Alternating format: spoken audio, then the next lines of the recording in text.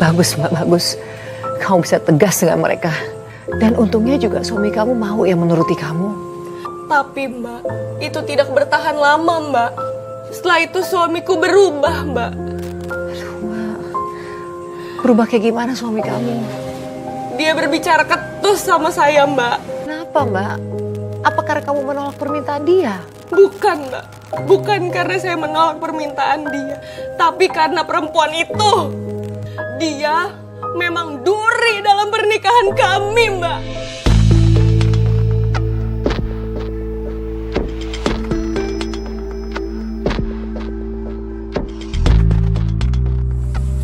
Mbak, boleh aku bantuin Mbak? Nggak perlu. Mbak ngapain sih capek-capek bikin kue kayak gini? Mbak ngapain berjualan kue juga? Bukannya Mas Ardi itu udah ada pekerjaan ya Mbak? Karena aku bukan perempuan yang suka ongkang-ongkang kaki di rumah kayak kamu. Maksud Mbak penghasilan Mas Ardi itu kurang ya? Iya. Jangan-jangan penghasilan dari kue ini lebih besar daripada gajinya Mas Ardi. Dan Mbak lah yang membayar listrik dan semua kebutuhan rumah di sini. Iya, emang aku yang penuhi kebutuhan di rumah ini. Itulah gunanya jadi perempuan mandiri, gak bergantung sama suami.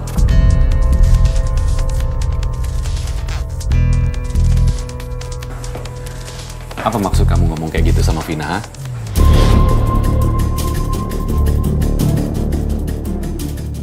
Kamu mau ngejatoin aku di depan Vina. Dan kamu mau nunjukin kalau penghasilan kamu tuh lebih besar daripada aku. Bahkan penghasilanku seujung kuku kamu pun gak ada ngaruhnya.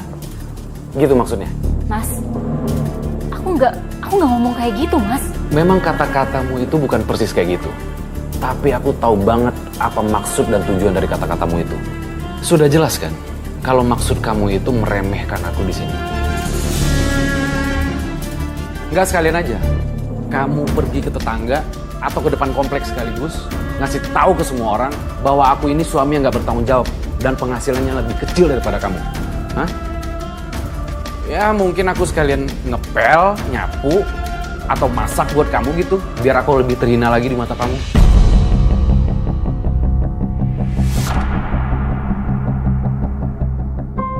Mas, tolong kamu jangan nuduh aku kayak gitu, Mas.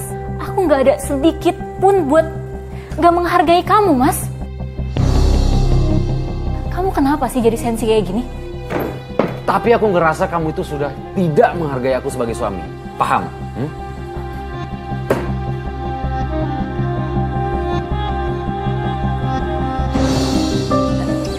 Maafin aku ya Mbak. Gara-gara kayak gini Mas Ardi jadi dengerin percakapan kita. Syukurin. Emang enak aku bentrokin kamu sama Mas Ardi.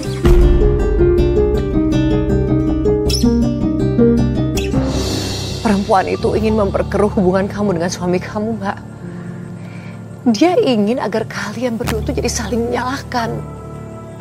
Awalnya saya nggak berpikiran seperti itu Mbak. Tapi lama-kelamaan saya sadar. Ternyata Mas Ardi tuh marah-marah. Mungkin juga karena penghasilan saya yang lebih besar dari Mas Ardi, Mbak. Jadi apapun yang saya lakuin itu serba salah menurut dia, Mbak.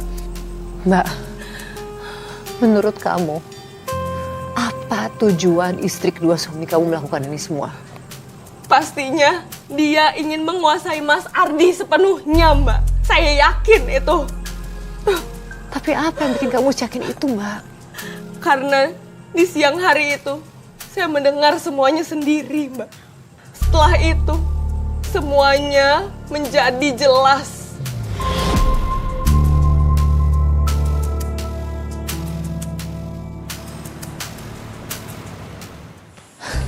Ternyata Mbak Resti itu gak menghargai kamu, Mas. Mentang-mentang duit dia lebih banyak daripada kamu. Padahal kan kamu ini suaminya dia. Lama-lama melunjak juga dia ya.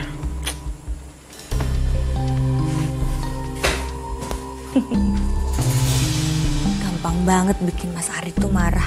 Belum apa-apa juga udah meledak-meledak. Dasar cowok. Udah egois kayak gitu tuh.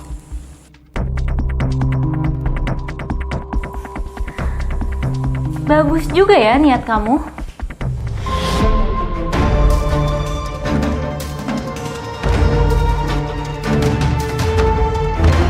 Ternyata kamu licik ya. Kamu nusuk aku dari belakang. Padahal aku udah baik banget loh sama kamu. Aku bolehin kamu tinggal di sini. Tapi ini balasan kamu sama aku. Ini tuh rumah Mas Ardi dan aku tuh istrinya Mas Ardi, Mbak. Dan aku tuh lagi hamil. Hamil anaknya Mas Ardi. Kamu pikir ini rumahnya Mas Ardi? Rumah ini warisan dari almarhumah ibu aku.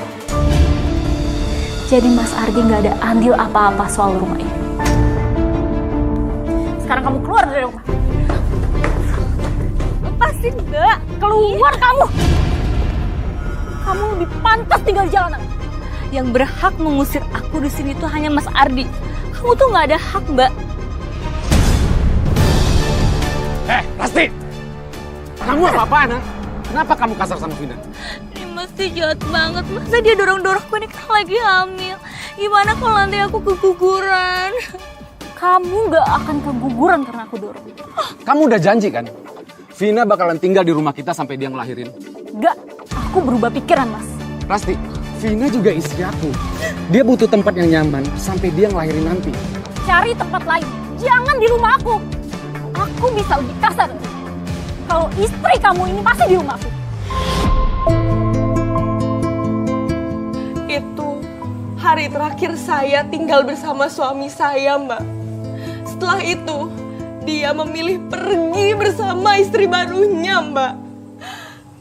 Setelah itu, setelah mereka sudah tidak ada, apa kamu jadi terbebas dari masalah, Mbak? Itu baru satu masalah yang selesai, Mbak.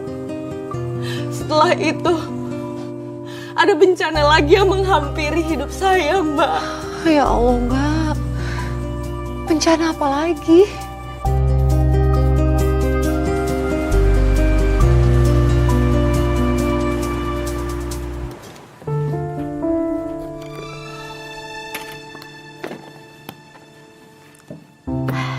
Akhirnya selesai juga.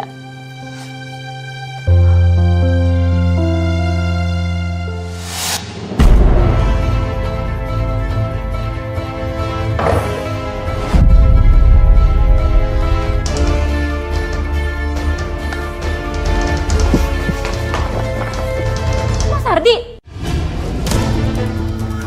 Mas! Itu kan kotak perasan aku. Balikin! Enggak. Enggak, sini! Aku mau pinjam dulu, Ras. Aku lagi butuh uang, Ras. Ya. Nanti aku balikin. Aduh.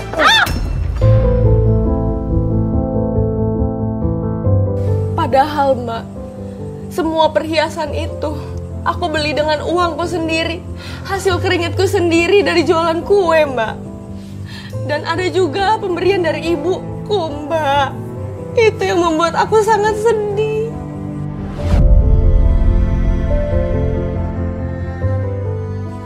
Karena apapun yang dikasih sama ibu itu nggak bisa digantikan dengan apapun kan, Mbak. Keterlaluan, Mbak. Tapi, Mbak, maaf. Aku dari tadi mau tanya, Mbak. Luka yang ada di wajah kamu, apa itu juga akibat suami kamu? Luka di pelipis saya ini akibat pukulan dari suami saya. Mbak, kamu kenapa nggak lapor polisi, Mbak? Itu udah tindak kekerasan. Belum lagi pencurian yang dia lakukan. Sebetulnya saya ingin sekali lapor polisi, Mbak. Tapi saya itu nggak berdaya. Saya nggak punya saksi.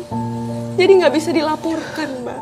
Setelah itu, suami udah nggak ganggu kehidupan kamu lagi kan, Mbak? Justru setelah itu gangguannya lebih parah, Mbak. Saya didatangi pemilik warung sekitar karena Mas Ardi ngutang dan nggak bayar. Dan yang lebih parahnya, pinjol, Mbak. Mana dia pinjemnya di pinjol ilegal lagi, Mbak. Jadi ditagihnya tuh kasar kayak preman. Permisi. Iya, Mana suami kamu? Hah? Dia meminjam uang di aplikasi kami. Sudah 1 bulan dia nggak bayar. Utang dia 30 juta. suami saya nggak di sini. Dan saya nggak tahu soal utang-utang itu. Kalau gitu ayo ikut. Ikut saya sebagai jaminan. Lepasin saya. Kan saya sudah bilang, saya nggak tahu soal hutang-hutang itu. Enak aja kamu bilang nggak tahu. Kamu istrinya kan? Jadi kamu harus ikut bertanggung jawab. Kalau kamu nggak mau bayar, kamu akan dipermalukan di semua sosmed kamu. Sampai kamu nggak sanggup lagi untuk bertemu dengan orang-orang. Dan semua isi kontak HP suami kamu, itu juga akan tahu. Karena hutang kalian nggak mau bayar. Oke, baik. Saya yang akan bayar semua hutang suami saya. Bagus, ayo bayar sekarang. Ya ampun Mbak, kamu dikejar-kejar sama penagih hutang. Padahal itu kan hutang suami kamu. Iya Mbak. Jadi Mbak, dari kamu jualan kue, kamu nggak dapat apa-apa dong. Enggak sepeser pun Mbak. Itu semua aku lakukan karena aku terpaksa. Aku khawatir akan keselamatanku Mbak. Saya paham perasaan kamu, saya paham alasan kamu Mbak.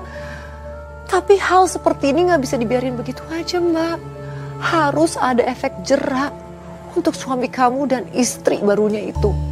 Aku nggak tinggal diam begitu aja. Aku mencari di mana keberadaan suamiku dan istri keduanya. 6 bulan aku mencari mereka berdua. Akhirnya aku menemukan keberadaan mereka, Mbak.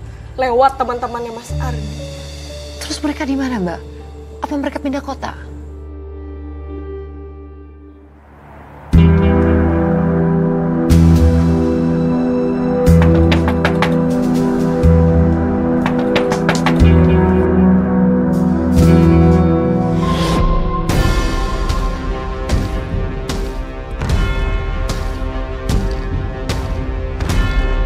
Rasti?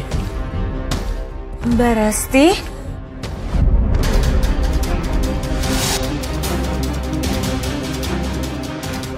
Vina, kamu mending masuk aja ke dalam, urus bayi kita ya. Iya, Mas.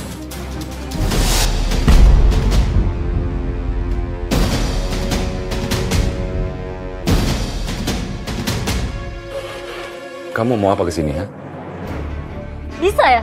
Kamu hidup tenang, sementara aku yang tanggung semuanya. Kamu hutang di mana-mana, aku yang tanggung. Kamu bikin nama aku buat bayar hutang kamu. Ini bukan kesalahan aku ya. Justru ini kesalahan kamu. Seandainya kamu nggak ngusir aku sama Vina dari rumah kamu, aku nggak bakal ngerepotin kamu. Sekarang kamu malah nyalain aku. Kita nggak usah ribut-ribut. Mending sekarang aku sama Vina balik lagi ke rumah kamu. Aku anggap semua masalah ini selesai. Justru sekarang aku mau bawa kamu ke kantor polisi. Ayo ikut aku, Mas. Istri macam apa kamu, ha? Kamu mau masukin aku ke penjara, ha? Kamu bener-bener istri nggak tahu diri ya? Kalau aku istri yang nggak tahu diri, terus kamu suami macam apa? Kamu yang udah ngehamilin perempuan lain di luar sana, dan kamu ambil perhiasan aku. Kamu suami macam apa? Kamu mau bahagia sama anak istri kamu silahkan. Tapi kamu buat nama aku buat jaminan semua hutang-hutang kamu.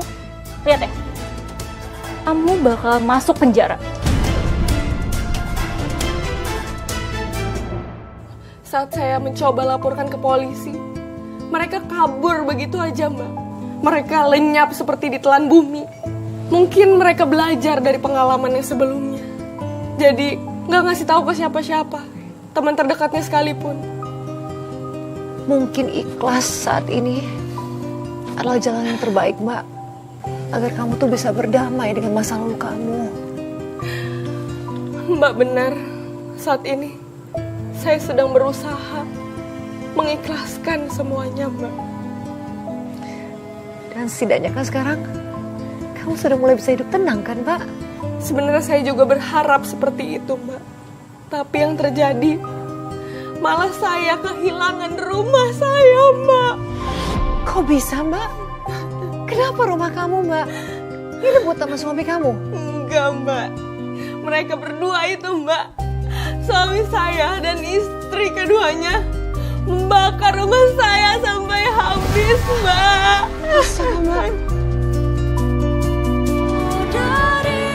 Ya Allah, Sungguh besar ujianmu ya Allah.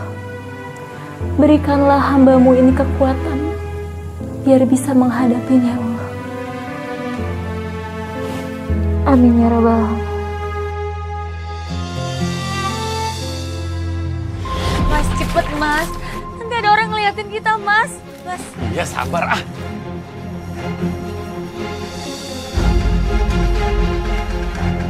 Bau apa ini?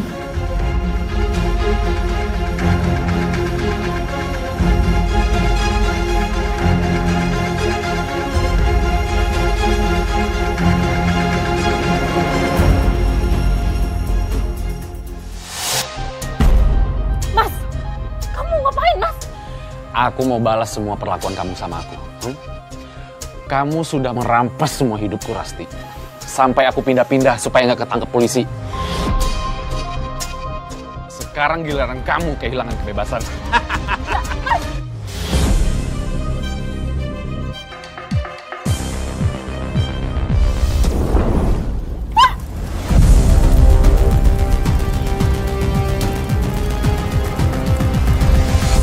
Rumah saya, Mbak.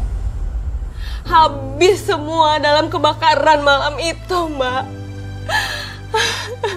Benar-benar Mbak di luar akal sehat. Iya, Mbak. Tega-teganya mereka berbuat segitu kejamnya sama kamu, Mbak. Semua kenangan saya bersama ibu saya, bersama keluarga saya di masa kecil. Habis terbakar semuanya, Mbak. Kamu yang sabar ya, Mbak. Yang sabar ya. Semuanya sudah terjadi, Mbak. Mbak, saya turut prihatin, Mbak. Dan saya doakan supaya mereka mendapatkan ganjaran setimpal atas apa yang mereka lakukan. Memang bisa dibilang mereka itu mendapatkan karma instan malam itu juga, Mbak. Suami saya dikerubungi warga dan akhirnya dipenjarakan atas tuduhan pencobaan pembunuhan dan pembakaran. Dan istri kedua suami kamu? Vina meninggal karena luka bakar yang dialaminya. Luka bakar 70% karena ditinggalkan Ardi saat kebakaran terjadi. Innalillahi wa inna ilaihi raji'un. Kamu sungguh wanita yang tegar, Mbak. Kamu masih mau menjenguk Madu suami kamu. Dan saya salut loh, Mbak, sama kamu. Apalagi dengan kehamilan kamu ini. Artinya kan kamu masih hidup dalam bayang-bayang perbuatan suami kamu yang menyakitkan, Mbak. Saya tahu, Mbak, pasti sangat berat untuk menjalaninya. Tapi kamu perempuan yang kuat. Saya yakin kamu pasti bisa. Kalau kehamilan ini bukan karena Mas Ardi, Mbak. Loh, bukan. Jadi kamu sudah menikah lagi? Iya, Mbak. Perceraian itu, kejadian itu, semuanya saya alami tahun lalu. Dan alhamdulillah awal tahun ini saya sudah menikah lagi, Mbak. Alhamdulillah, Mbak. Kamu sama Mas Ardi 5 tahun menikah, tidak punya momongan. Tapi ini baru menikah 5 bulan kemudian sudah diberikan kepercayaan untuk punya anak, Mbak.